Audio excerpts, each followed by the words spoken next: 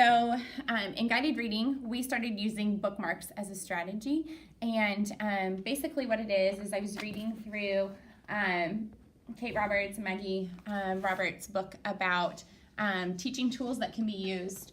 And I noticed that after I was teaching a skill in guided reading, they were going back to their own classrooms, to their own teachers, and I didn't know if they were using those skills outside of just when they were with me for the 30-minute time. So I wanted them to have some kind of tool with them to remind them that this isn't something they do just in guided reading, but it's something they're going to do all the time. So instead of doing lots of strategies on one skill, we are just using like the one that was taught in guided reading specifically. And so this is one that is 4th grade student made.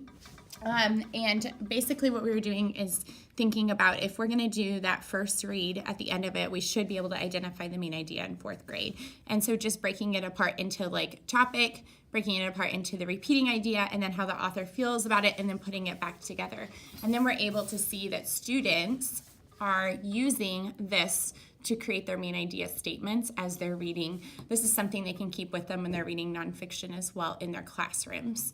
I've noticed that if I give them something, some kind of visual they can take with them, they're more likely to use it on their own. And I'm noticing that my students are becoming so much stronger with identifying that main idea or the big idea. And in nonfiction, everything stems from that.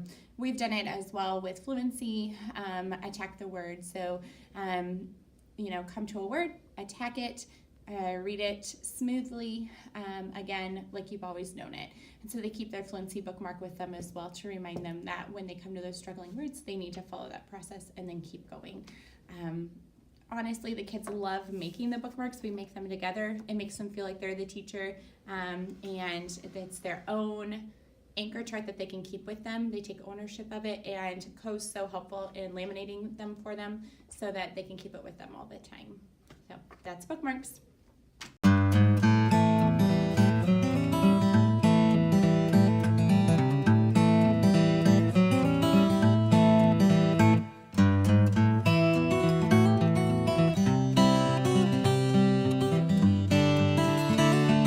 If you ever want to get together and talk about bookmarks that you could implement in your classroom for Reader's Workshop or guided reading, just let me know. I'm available.